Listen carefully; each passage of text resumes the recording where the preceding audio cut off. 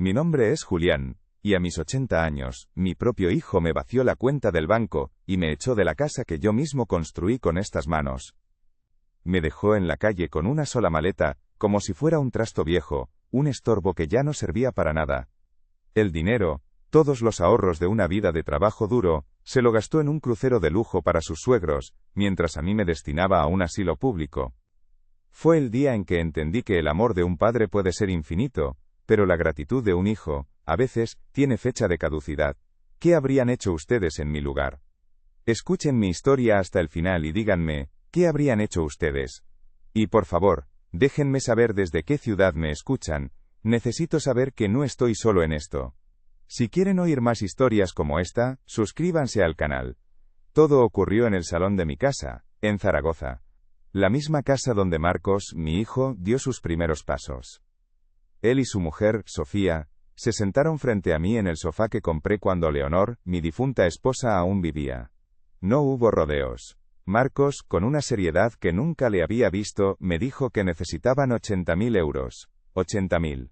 Era todo lo que tenía. El fruto de 45 años poniendo ladrillo sobre ladrillo, bajo el sol y el frío. Cuando pregunté para qué era una suma tan grande, la respuesta me heló la sangre. No era para una emergencia, ni para una inversión de futuro para mis nietos. Era para pagar un crucero por las capitales bálticas a los padres de Sofía, un regalo para celebrar su 40º aniversario de bodas. Sentí como si el suelo se abriera bajo mis pies. El sacrificio de mi vida entera, reducido a unas vacaciones para unos desconocidos. Mi reacción fue de pura incredulidad. Intenté razonar con él, explicarle que ese dinero era mi seguridad, el colchón que me quedaba para no ser una carga para nadie en mis últimos años. Le pregunté si era sensato gastar todo en algo así, en un lujo efímero. Fue entonces cuando la mirada de Marcos se endureció. Sofía, a su lado, le lanzó una mirada de apoyo, un gesto silencioso que era pura ponzoña. Y entonces, mi hijo pronunció las palabras que se me clavaron en el alma como un puñal oxidado. No eres más que una reliquia en tu propia casa, papá. Te sientas sobre este dinero sin hacer nada mientras sus padres sí que viven la vida. Es hora de un cambio. Cada palabra fue un golpe. No era solo el dinero, era la comparación, el desprecio, la forma en que me convertía en un obstáculo para la felicidad de otros. Me sentí un mueble viejo y polvoriento en mi propio hogar. No le di el dinero, por supuesto, o al menos, no voluntariamente. Los días siguientes fueron de un silencio tenso, pesado. Yo intentaba actuar con normalidad, esperando que recapacitara, que se diera cuenta de la barbaridad que me había pedido. Pero el plan ya estaba en marcha. Una semana después, fui al banco a sacar algo de efectivo para la compra semanal.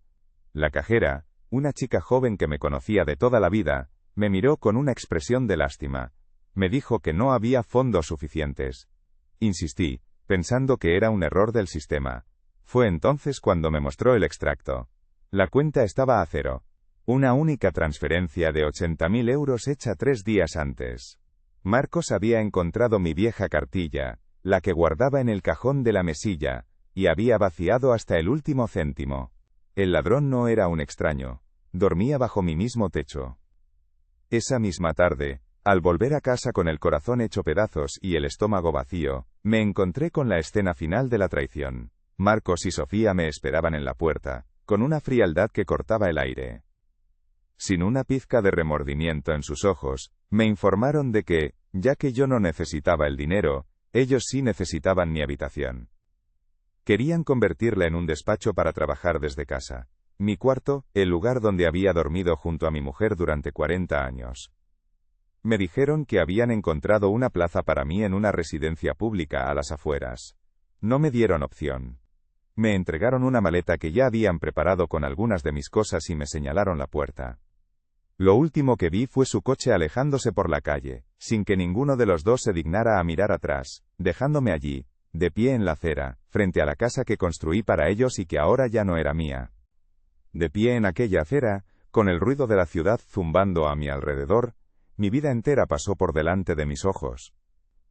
No la vida de lujos que Marcos parecía ansiar, sino la mía, la de verdad. Nací en un pueblo pequeño de Aragón, de esos que hoy apenas salen en los mapas. Allí aprendí que el valor de un hombre no se mide por lo que tiene en el bolsillo, sino por el peso de su palabra, y la fuerza de sus brazos. Mi padre era agricultor, y me enseñó que la tierra solo te devuelve lo que le das con sudor. No teníamos mucho, a veces la cena era pan con aceite y poco más, pero nunca nos faltó el respeto ni el calor de una familia unida. Ese fue mi único patrimonio al marcharme a Zaragoza con 18 años, una maleta de cartón y el hambre de construir algo mío. Llegué a la ciudad siendo un crío, con las manos lisas y el corazón lleno de sueños sencillos. Quería un trabajo honrado, un techo sobre mi cabeza y, si la suerte me sonreía, una buena mujer con la que compartirlo todo.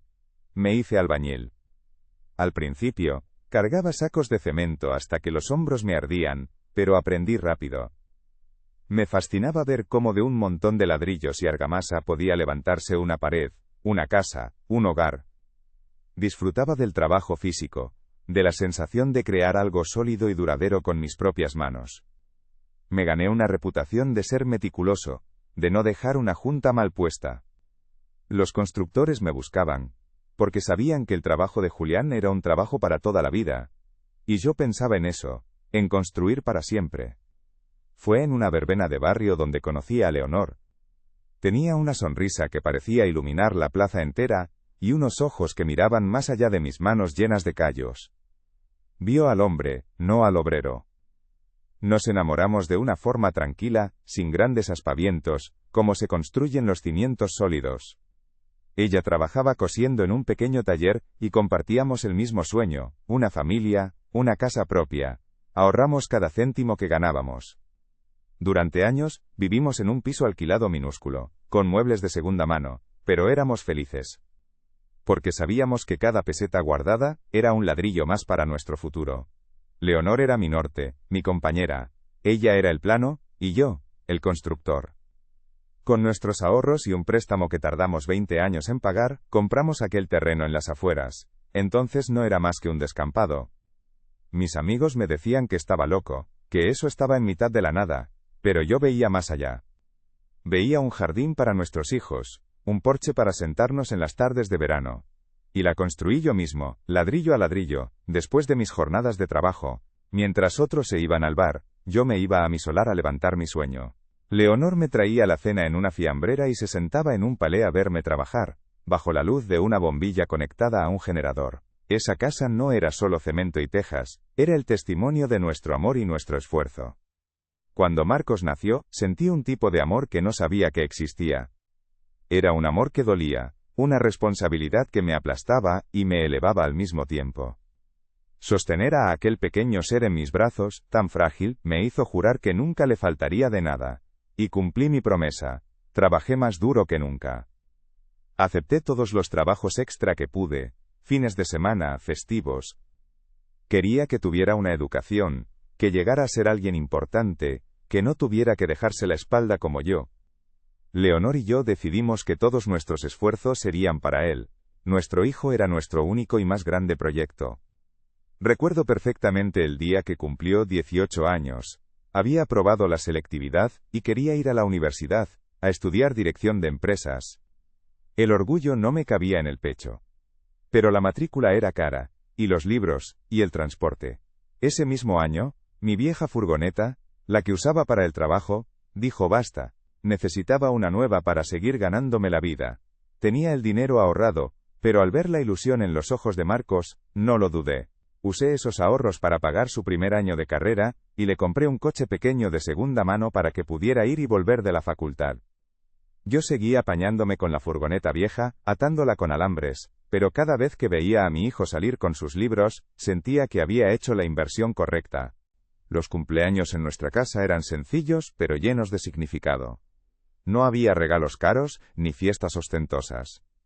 Leonor preparaba su tarta de manzana favorita, y yo le hacía algún juguete de madera. Recuerdo haberle construido un fuerte de vaqueros en el jardín, con su torre y su bandera. Pasé semanas lijando cada tabla para que no se clavara una astilla. Ver su cara de felicidad al descubrirlo fue mi mejor paga. Le enseñé a montar en bicicleta en la calle de enfrente, a clavar un clavo, a respetar a los demás. Le enseñé todo lo que mi padre me había enseñado a mí, el valor del trabajo, de la honestidad. Creía que estaba forjando a un buen hombre. Leonor se fue hace 15 años, Un cáncer se la llevó en menos de 6 meses. Fue como si los cimientos de mi casa se hubieran agrietado. El silencio que dejó era ensordecedor. En su lecho de muerte, me hizo prometerle 2 cosas: que nunca vendiera la casa que habíamos construido juntos, y que cuidara siempre de Marcos. Es un buen chico, Julián, pero a veces es débil. No lo dejes solo, me dijo con su último aliento, y yo se lo juré. Me aferré a esa promesa como un náufrago a una tabla. Cuidaría de nuestro hijo pasara lo que pasara, era lo último que le debía a mi Leonor. Después de la universidad, Marcos conoció a Sofía. Al principio, me alegré por él. Parecía feliz. Pero pronto empecé a notar los cambios. Sofía venía de una familia con dinero, y miraba nuestra casa, mis manos, mi vida, con una especie de condescendencia disimulada. Marcos empezó a avergonzarse de sus orígenes. Ya no traía a sus amigos a casa, las comidas familiares se volvieron tensas. Sofía siempre hacía comparaciones con sus padres, con sus viajes, con su casa moderna. Y Marcos, en lugar de defenderme, callaba. Empecé a sentirme como una pieza de un pasado que él quería olvidar.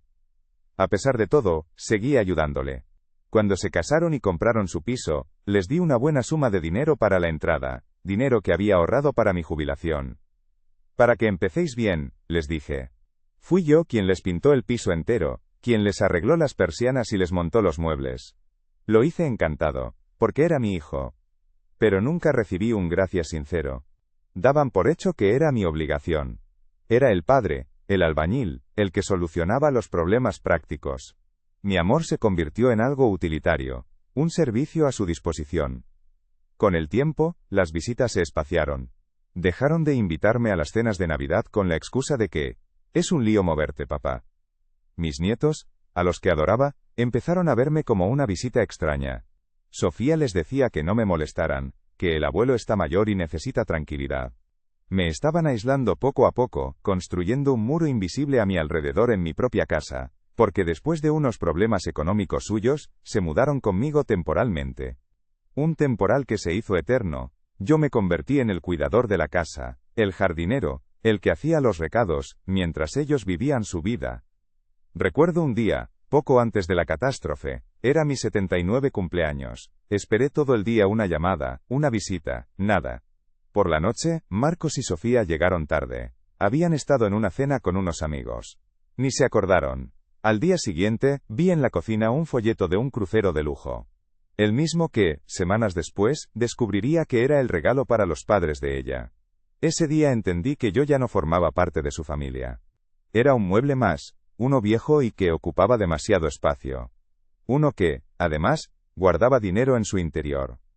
La promesa que le hice a Leonor pesaba sobre mí como una losa. ¿Era esto cuidar de nuestro hijo? ¿Permitir que me tratara como un cero a la izquierda? Me sentía un fracaso como padre. Quizás si le hubiera dado menos, si le hubiera exigido más, habría aprendido a valorar las cosas. Pero mi único instinto fue siempre protegerle, darle todo lo que yo no tuve. Le di las herramientas para construir su futuro, pero parece que solo le enseñé a usarlas para demoler el mío. Y así, mientras el coche de mi hijo se perdía al final de la calle, dejándome solo con una maleta, repasé cada uno de esos sacrificios. La furgoneta que no compré, las horas extra, la casa levantada con sudor, la promesa a mi mujer moribunda. Todo se agolpaba en mi pecho, no como un lamento, sino como una prueba. La prueba irrefutable, de que yo había cumplido mi parte. Había amado, había construido, había dado. Y ellos habían cogido, habían gastado, y habían destruido. La traición no empezó el día que me pidieron el dinero. Empezó mucho antes. En cada cumpleaños olvidado, en cada mirada de desdén, en cada gracias que nunca llegó, el robo y la expulsión solo fueron el último ladrillo de un muro de desprecio que llevaban años construyendo a mi alrededor. Yo, el constructor, no había sabido verlo. O quizás, no había querido. Ahora, en la soledad de esta acera, con el frío calándome los huesos, sentía una extraña calma. El peso de la promesa a Leonor se había desvanecido. El hombre que se acababa de marchar, no era el hijo que ella me pidió que cuidara. Era un extraño, y por primera vez en muchos años me sentí libre. Libre de mi promesa, libre de mi culpa. Y libre para empezar a construir. Una última vez, algo solo para mí. algo que nadie podría volver a arrebatarme. La llegada de Sofía a la vida de Marcos fue como una grieta fina en una pared que, al principio, apenas se nota, pero con el tiempo, con la lluvia y el viento, esa grieta se va haciendo más grande hasta que amenaza con derribar el muro entero. Al principio, todo eran sonrisas y buenas palabras. Me llamaba a suegro, con un dulzor que hoy sé que era artificial. Pero pronto empecé a notar sus miradas, esos vistazos rápidos que le echaba a los muebles de mi casa, a mis manos de obrero, a la foto de Leonor que presidía el salón. Eran miradas que juzgaban, que medían y que, en el fondo, despreciaban todo lo que yo era, y todo lo que había construido. No decía nada, pero su silencio era un veredicto. Marcos, mi Marcos, empezó a cambiar sin darse cuenta, era como si la voz de Sofía se hubiera metido dentro de su cabeza. Si antes se reía de mis viejas historias de la obra, ahora carraspeaba incómodo si yo las contaba delante de ella. Si antes defendía con orgullo que su padre había levantado esa casa con sus propias manos, ahora lo omitía, como si fuera un detalle vergonzoso. Recuerdo una tarde que Sofía dijo, con su tono de falsa inocencia, que la cocina necesitaba una reforma integral para ser funcional. Yo vi como Marcos, en lugar de decir que esa cocina había alimentado a nuestra familia durante 40 años, simplemente asintió y dijo, sí, la verdad es que está un poco anticuada. Cada palabra suya era una pequeña traición, un ladrillo que quitaba de nuestros cimientos. El primer golpe de verdad, el que me hizo abrir los ojos al abismo que se estaba abriendo, fue el día de mi 75 cumpleaños. Siempre había sido una fecha sencilla pero sagrada en nuestra casa. Leonor me hacía mi tarta y cantábamos juntos. Tras su muerte, Marcos había mantenido la tradición. Pero ese año no. Esperé todo el día. El teléfono no sonó. La puerta no se abrió. Llegaron por la noche, tarde, diciendo que habían tenido un compromiso ineludible con los padres de ella. No hubo tarta, no hubo regalo, solo una excusa rápida. Una semana después, me enteré de que le habían organizado una fiesta sorpresa por todo lo alto al padre de Sofía. En ese momento, entendí que en la nueva jerarquía familiar, yo ya no ocupaba un lugar de honor. Las cenas familiares, cuando las había, se convirtieron en una tortura silenciosa. Antes, yo me sentaba a la cabeza de la mesa, como el patriarca que era. Poco a poco, me fueron desplazando a un lateral, para que estés más cerca de la cocina por si necesitas algo, papá. Luego, directamente, empezaron a sugerir que cenara antes, en la cocina, con la excusa de que así estaría más tranquilo, sin el jaleo de los niños. Y yo, por no crear conflictos, por mantener una paz que ya no existía, aceptaba. Comía solo, con un nudo en la garganta, mientras oía sus risas y conversaciones desde el salón. Me estaba volviendo invisible en mi propia casa, un fantasma que solo servía para no molestar.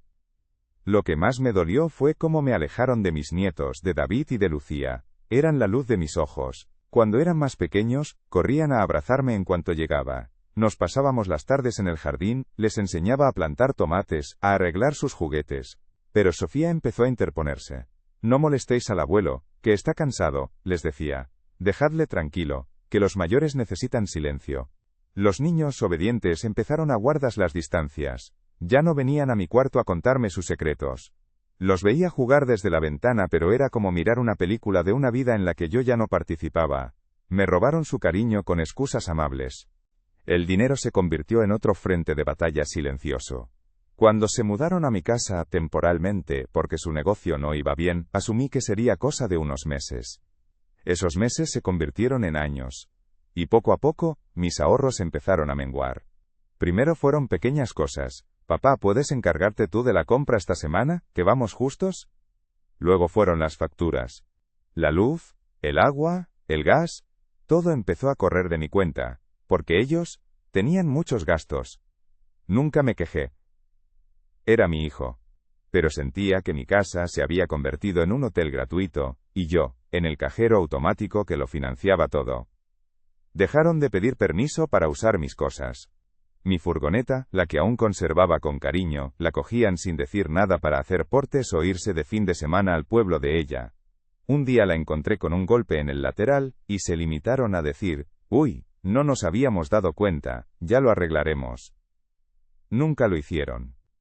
Mi pequeño taller, donde guardaba mis herramientas y mis recuerdos, lo vaciaron para convertirlo en un trastero para sus cosas. Bicicletas de montaña que nunca usaban, cajas de ropa de otras temporadas. Estaban borrando mis huellas, mi existencia, metro a metro. El desprecio se volvió más evidente. Recuerdo una Navidad en la que vinieron los padres de Sofía a cenar. Para ellos, sacaron la vajilla buena, la que Leonor y yo compramos para nuestra boda. Pusieron un mantel elegante y copas de cristal. A mí me pusieron en una esquina de la mesa, casi como un añadido de última hora. Durante toda la cena, Marcos y Sofía solo tuvieron ojos y oídos para sus suegros. Contaban anécdotas de sus viajes, de sus amigos importantes. Si yo intentaba decir algo, me cortaban con un «sí papá, luego nos cuentas». Me sentí como un mendigo pidiendo limosna de atención en la mesa de un rey. Empecé a notar cómo hablaban de mí cuando creían que no los oía. Una noche pasé por delante de la puerta de su dormitorio, que estaba entreabierta. Oí la voz de Sofía, clara como un cuchillo. «Marcos, tu padre es un lastre. Con lo que nos podríamos ahorrar si esta casa fuera solo nuestra». Esperé, con el corazón en un puño, a que mi hijo me defendiera, a que dijera algo. Pero solo hubo silencio. Y luego, un susurro resignado de Marcos. «Ya lo sé, Sofía, ya lo sé, paciencia». Esa noche no dormí. La palabra lastre se me repetía en la cabeza una y otra vez. Un lastre. Eso era yo para mi propio hijo. Un peso muerto que le impedía navegar a su antojo. La humillación se hizo cotidiana. Empezaron a tomar decisiones sobre la casa sin ni siquiera consultarme. Un día llegué de hacer la compra y me encontré a unos pintores en el salón. Estaban pintando las paredes de un gris moderno y frío que Sofía había elegido. La pared donde yo tenía colgadas las fotos de mi boda, de mis padres, del bautizo de Marcos, las habían descolgado y amontonado en una caja en el suelo como si fueran basura.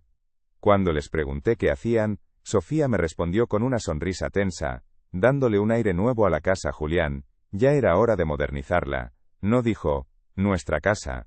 Dijo, la casa, como si yo ya no fuera su dueño. Mis amigos de toda la vida, los pocos que me quedaban, dejaron de venir a visitarme. Al principio venían a tomar un café por las tardes, a jugar una partida de cartas. Pero la atmósfera era tan tensa, Sofía los trataba con tanta frialdad, que dejaron de sentirse bienvenidos. Uno de ellos, Antonio, me lo dijo un día con toda la sinceridad del mundo. Julián, no vengo más porque no quiero verte pasar ese mal trago. La mujer de tu hijo nos mira como si fuéramos apestados. Me estaban aislando del mundo exterior, cortando mis últimos lazos, para tenerme completamente bajo su control.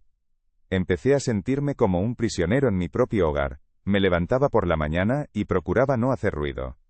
Pasaba la mayor parte del día encerrado en mi habitación, leyendo viejos periódicos o simplemente mirando por la ventana. Salía solo para lo imprescindible. Había perdido la autoridad, el respeto y, lo que era peor, la sensación de pertenencia. Esa casa, que olía a mi sudor y a los guisos de Leonor, ahora olía a los ambientadores caros de Sofía y a la indiferencia de mi hijo. Ya no era mi refugio, era mi celda. Los pequeños gestos de crueldad eran los peores. Como cuando Sofía reorganizaba mis armarios y tiraba a la basura cosas que para ella eran trastos, pero para mí eran tesoros. Una medalla que gané en una carrera de pueblo, las cartas que Leonor me escribía cuando hice la mili, el primer zapato de Marcos. Lo hacía sin preguntar, y cuando yo se lo recriminaba, me miraba con falsa sorpresa y decía, «Ay, Julián, pensaba que esto ya no lo querías. Solo ocupaba sitio». Me estaba robando los recuerdos, borrando mi pasado para que no estorbara en su presente. La conversación sobre el crucero para sus suegros no fue por tanto una sorpresa, fue la culminación lógica de todo lo anterior. Fue el momento en que dejaron de disimular. Ya no había excusas amables ni gestos sutiles. Fue una demanda directa, un ultimátum. Cuando me pidieron los 80.000 euros, no vi a mi hijo pidiendo ayuda. Vi a un extraño exigiéndome que le entregara el último bastión de mi independencia, el fruto de toda una vida de sacrificios, para financiar el lujo de la familia que él había elegido por encima de la suya. En sus ojos no había duda ni vergüenza, había una convicción fría, la convicción de que tenían derecho a ello. Sofía le sostenía la mirada a Marcos, dándole fuerzas, como un general que anima a su soldado a dar el golpe de gracia. Y fue entonces, al verlos a los dos unidos contra mí en mi propio salón, cuando comprendí que la guerra estaba perdida hacía mucho tiempo. Yo había estado luchando por mantener en pie un edificio que ellos llevaban años demoliendo desde dentro, en silencio. La frase de Marcos, no eres más que una reliquia en tu propia casa, fue la palada de tierra final, no fue un arrebato de ira, fue una declaración de principios. Era lo que pensaban, lo que sentían. Yo era un objeto del pasado, un mueble viejo que ocupaba un espacio valioso y que, además, tenía dinero escondido. En ese instante, todo el dolor acumulado de los últimos años, cristalizó en una certeza helada. Ya no tenía un hijo. El chico al que le enseñé a montar en bicicleta, al que le curé las heridas, había desaparecido. Y así, mientras me negaba a darles el dinero, no lo hacía con la esperanza de que recapacitaran. Lo hacía por pura dignidad, por el último rescoldo de respeto hacia mí mismo, y hacia la memoria de Leonor. Sabía que encontrarían otra manera de conseguirlo. Sabía que el siguiente paso sería más brutal. La evolución del abandono había llegado a su fin. Lo que venía ahora ya no era abandono. Era la ejecución. Ellos creían que me lo habían quitado todo. 80.000 euros. Para ellos, era el tesoro, el botín que justificaba la traición. Mientras me alejaba de mi casa, con la maleta en una mano y el corazón en la otra, no sentía solo el dolor de la puñalada. Sentía también el peso de un secreto que llevaba guardando casi 50 años. Un secreto que mi hijo, en su ceguera de ambición y desprecio, nunca pudo ni imaginar. Pensaron que vaciaban el cofre de un viejo jubilado, sin saber que solo se estaban llevando las monedas sueltas, mientras el verdadero tesoro, el que definía mi vida, seguía intacto, enterrado en un lugar al que su codicia nunca podría llegar. Porque mi mayor fortuna no estaba en un banco, sino en un trozo de tierra y en una promesa. Ese secreto nació de la necesidad, como casi todo en mi vida. A principios de los años 70, cuando yo era un albañil joven y fuerte, trabajé para un terrateniente que se quedó sin liquidez. Era un buen hombre, pero mal empresario. Cuando llegó el momento de pagarme por levantar una nave agrícola, no tenía ni un duro. Me ofreció dos opciones, o esperar meses, quizás años, a que pudiera pagarme, o aceptar un pago en especie. Me señaló un pedazo de su finca, una ladera pedregosa y llena de matorrales en las afueras de la ciudad. Nadie quiere eso, Julián, me dijo. Es tierra mala, no sirve ni para plantar, pero es tuya si la quieres. Mis compañeros se rieron de mí, pero yo vi algo que ellos no vieron. Lo que vi fue un sueño. Un sueño que compartí con Leonor una noche, sentados en el quicio de la puerta de nuestro pisito alquilado. H-K-B-L-E, con acento agudo de ese terreno. Le dije que un día, cuando fuéramos viejos y nuestros huesos ya no aguantaran el andamio y la máquina de coser, podríamos construir allí una casita pequeña. Una casa con un porche para ver atardecer, con un pequeño huerto para nuestros tomates y un par de árboles que nos dieran sombra. No era un plan de negocio, era un plan de vida. Leonor me escuchó con esa sonrisa suya que lo arreglaba todo y me dijo: será nuestro refugio, Julián, el lugar donde terminaremos de construir nuestra historia. Y con esa promesa, acepté el trato. El terreno se convirtió en nuestro secreto, en el símbolo de nuestro futuro. Íbamos a verlo los domingos por la tarde cuando no trabajábamos. Nos sentábamos sobre una manta en la tierra seca y hacíamos planos en el aire. Aquí la cocina, con una ventana grande para que entre el sol. Allí el dormitorio, para despertarnos viendo el campo. Era nuestro castillo en el aire, pero con cimientos reales bajo nuestros pies. Nunca lo inscribimos a nuestro nombre de forma ostentosa, quedó registrado en viejos papeles que guardé en una caja de metal junto a nuestras fotos de boda. Era algo tan nuestro, tan íntimo, que hablar de ello con otros parecía profanarlo. Cuando Leonor murió, el sueño se rompió en 1000 pedazos. La idea de construir esa casa sin ella era una tortura. El terreno dejó de ser una promesa de futuro para convertirse en un doloroso monumento a lo que pudo ser y no fue. Durante años ni siquiera pude pensar en él. Me dediqué en cuerpo y alma a mi trabajo y a mi hijo, intentando llenar el vacío inmenso que ella había dejado. Guardé la caja de metal en el fondo de un armario, como si al esconder los papeles pudiera esconder también el dolor. El terreno se quedó allí, en silencio, esperando. Nunca le hablé con acento agudo a Marcos de ese terreno por una razón muy sencilla. Él no lo habría entendido. Para él, el valor de las cosas se medía en euros, en lo que se podía comprar o vender. ¿Cómo explicarle que un pedazo de tierra seca y pedregosa era el alma de un amor, el testamento de un sueño compartido? Habría visto hectáreas, no recuerdos. Habría visto una oportunidad de negocio, no el refugio de sus padres. Contárselo habría sido como traducir un poema a un idioma que solo tiene palabras para las matemáticas. Habría sido una traición a la memoria de Leonor. Y no me equivocaba. Con el tiempo, vi cómo Marcos se convertía en un hombre que despreciaba todo lo que no brillaba. Se avergonzaba de mis manos callosas, de nuestra casa anticuada, de una vida construida con esfuerzo en lugar de con especulación. Si le hubiera hablado del terreno, su primera pregunta habría sido, ¿y cuánto vale? No. ¿Qué significa para ti, papá? Y esa diferencia, esa simple diferencia, era un abismo insalvable entre nosotros. Así que callé. Callé para proteger lo único sagrado que me quedaba de mi vida con mi mujer. Así que allí estaba yo, expulsado de mi casa, con la sensación de haberlo perdido todo. Y de repente, en medio de la desolación, el recuerdo de la caja de metal volvió a mí con una claridad cegadora. La ironía era casi cómica. Mi hijo y su mujer, celebrando haber conseguido 80.000 euros, sintiéndose los más listos del mundo por desplumar a un viejo. Y yo, el viejo reliquia, sentado en un banco del parque siendo el dueño silencioso de un tesoro que ellos ni siquiera sabían que existía. El constructor siempre tiene un plano secreto que el demoledor desconoce. Lo que Marcos y Sofía no sabían porque nunca se interesaron por nada que no fuera su propio ombligo, es que Zaragoza había crecido. La ciudad, como una mancha de aceite, se había expandido durante 40 años devorando campos y huertas. Y aquella ladera inútil y lejana, donde Leonor y yo soñábamos con nuestro retiro, ya no estaba en las afueras. Ahora, estaba en el corazón de una de las zonas de mayor expansión urbanística de la ciudad. Nuevas avenidas, centros comerciales, urbanizaciones de lujo, todo había crecido hasta rozar los límites de mi pequeño secreto. Hacía unos meses, había recibido una carta con un logotipo elegante. Una promotora inmobiliaria. La había guardado sin darle mucha importancia, pensando que sería publicidad. Pero ahora, sentado en aquel banco, recordé una frase. Estamos muy interesados en la adquisición de la parcela catastral número. En ese momento no le di importancia. Ahora, esa frase resonaba en mi cabeza como un trueno. Me levanté, caminé hasta una biblioteca pública, y busqué en internet el nombre de aquella promotora. Encontré su proyecto, un enorme complejo residencial y comercial. Y en el centro del mapa, como una isla en medio del océano, estaba mi terreno.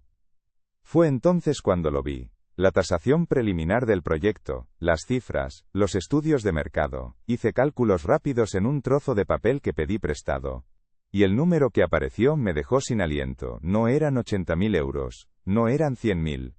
La valoración más conservadora de aquel pedazo de tierra inútil, de aquel sueño roto, superaba los 2 millones de euros. 2 millones. Me quedé mirando la cifra, incapaz de procesarla. El dinero que mi hijo me había robado, el que para él era una fortuna, no era más que el redondeo de mi verdadero patrimonio. En ese preciso instante, algo dentro de mí hizo clic. El dolor no desapareció, pero cambió de forma. La humillación se disipó, y en su lugar quedó una calma fría, dura como el acero. Ya no era una víctima, era un hombre con recursos, un hombre con un poder que mi hijo jamás había sospechado. Y con ese poder, venía una responsabilidad. La responsabilidad de hacer justicia. No una justicia de gritos y venganzas, sino una justicia silenciosa, metódica y definitiva. La justicia de un constructor. Me subestimaron. Vieron a un viejo cansado, un albañil de otra época que guardaba sus ahorros en una cartilla. Un estorbo fácil de apartar. Nunca vieron al hombre que sabía leer los planos de la vida, el que entendía que los cimientos más fuertes son los que no se ven. Confundieron mi amor incondicional con debilidad, mi paciencia con estupidez. Pensaron que, al quitarme la casa y el dinero, me dejaban sin nada. Qué equivocados estaban. Me habían dejado con lo más importante, la libertad para actuar. Mi plan comenzó a tomar forma allí mismo, en el silencio de la biblioteca. No sería un plan de destrucción sino de construcción. Iba a construir mi último proyecto, el más importante de todos. Y lo haría en honor a Leonor. ¿Qué habría querido ella? No que yo me hundiera en la miseria, ni que me consumiera en el odio. Ella habría querido que nuestro legado, el de una vida de trabajo honrado y amor verdadero, significara algo. Que sirviera para algo bueno. La promesa que le hice en su lecho de muerte de cuidar de Marcos, volvió a mi mente. Durante años la había interpretado de la forma más literal, protegerle, ayudarle, darle todo. Pero ahora entendía que me había equivocado. Cuidar de nuestro hijo también significaba proteger los valores que intentamos inculcarle. Y el hombre que me había echado a la calle, había renunciado a todos ellos. Liberarme de la obligación de proteger a ese extraño era la forma más honesta de cumplir mi promesa a Leonor. Mi secreto no era solo un terreno. Mi verdadero secreto era mi propia historia, mi resiliencia, la dignidad que nunca perdí. El terreno era simplemente la herramienta, el material con el que iba a construir mi acto final de justicia. Un acto que no buscaría el aplauso ni la confrontación. Sería un edificio levantado en silencio, sólido e inamovible. Y su primera piedra la iba a poner en ese mismo instante. Saqué del bolsillo la arrugada carta de la promotora y busqué el número de teléfono. Era hora de empezar a construir. Mi primer paso fue llamar a un abogado. No a uno cualquiera. Llamé a don Miguel, un hombre cuya primera oficina ayudé a levantar hacía 50 años, cuando él era un recién licenciado lleno de sueños y yo un albañil con las manos ya curtidas. Me recibió no como a un cliente más, sino como a un viejo conocido. Le conté toda la historia, sin adornos, desde el crucero de sus suegros hasta la maleta en la acera. No me juzgó. No me dio falsas esperanzas. Simplemente, me escuchó con el respeto que mi propio hijo me había negado. Le mostré los viejos papeles del terreno y la carta de la promotora. Sus ojos se abrieron un poco más de lo normal. Julián, me dijo con una seriedad que me dio una enorme tranquilidad. Usted no está en la calle. Usted está sentado sobre los cimientos de esta ciudad. Deje que yo me encargue. Y por primera vez en mucho tiempo, sentí que no estaba solo. Delegué en él, en su profesionalidad, la tarea de transformar un sueño roto en un futuro sólido. El proceso fue increíblemente rápido y silencioso. Don Miguel manejó las negociaciones con una eficacia que me dejó asombrado. Yo no tuve que ver a nadie, no tuve que dar explicaciones. Solo firmé los papeles necesarios en su despacho, un lugar elegante y sobrio, que olía a cuero y a justicia. Cada firma era un paso más lejos del hombre que habían dejado tirado en la acera. Cuando firmé el contrato final de venta, sentí una punzada en el corazón al pensar en Leonor y en nuestro sueño. Pero luego, miré la cifra final en el documento, y entendí que no estaba traicionando su memoria, sino honrándola de la única manera posible. El dinero, una cantidad que me costaba incluso leer en voz alta, fue transferido a una nueva cuenta bancaria a mi nombre. No sentí euforia. Sentí el peso de una responsabilidad inmensa y una calma profunda, como la que siente el constructor cuando coloca la última piedra y sabe que la estructura es sólida y aguantará cualquier tormenta. Lo primero que hice no fue pensar en Marcos, fue pensar en mí, en el Julián que merecía un final de vida digno. Con una pequeña parte de ese dinero, compré un piso en una zona tranquila de la ciudad. No es grande, no es lujoso. Es un segundo piso con ascensor, luminoso, con un pequeño balcón, donde he puesto 2 geranios, los favoritos de Leonor. Tiene una cocina moderna donde me preparo mis guisos sin que nadie me diga que huelo la casa, y un salón donde mis pocos amigos vienen a jugar la partida sin sentirse vigilados. Es mi refugio, mi fortaleza. Cada mañana, al despertarme en mi propia cama, en mi propia casa, siento que he recuperado algo más valioso que el dinero. He recuperado mi soberanía. He vuelto a ser el dueño de mis días, de mis silencios, de mi paz. Y ese sentimiento no tiene precio. Con el resto, la inmensa mayoría del dinero, hice lo que sabía que Leonor habría querido. Fui de nuevo al despacho de don Miguel, y le di las instrucciones para crear una fundación. La Fundación Leonor. Su propósito es simple y claro: ofrecer asesoramiento legal gratuito y ayuda económica de emergencia a personas mayores que, como yo, se encuentren en situación de abandono o abuso familiar. No es un acto de venganza contra Marcos. Es algo mucho más grande. Es transformar el dolor en ayuda, la traición en protección. Mi legado ya no será un hijo que no supo valorar el amor que se le dio. Mi legado será un edificio invisible, hecho de compasión y justicia, que protegerá a otros de pasar por lo que yo pasé. Es la última casa que construiré, y la más importante, una casa para todos los que se quedaron sin hogar en su propio hogar. Nunca más volví a saber de Marcos o de Sofía, supongo que disfrutarían del crucero de sus suegros y de mi casa, no me importa. A veces, desde mi balcón, leo en el periódico local sobre los avances de ese nuevo y moderno complejo residencial que se está levantando en las afueras. El lugar donde una vez hubo un terreno pedregoso y un sueño. No siento nada. Ellos se quedaron con los ladrillos y el cemento, con las paredes que yo levanté. Pero nunca entendieron que el verdadero valor de una casa no está en lo que se ve, sino en los cimientos invisibles del respeto, el amor y la dignidad. Y esos cimientos, los míos, siguen intactos. Más sólidos que nunca. Me robaron una casa, pero me devolvieron la libertad de construir mi propia paz. Y esa, amigos míos, es una victoria silenciosa, pero definitiva. Si conoces a alguien que necesite escuchar este tipo de historias, comparte este video. Y suscríbete para más historias de dignidad y lecciones de vida como esta.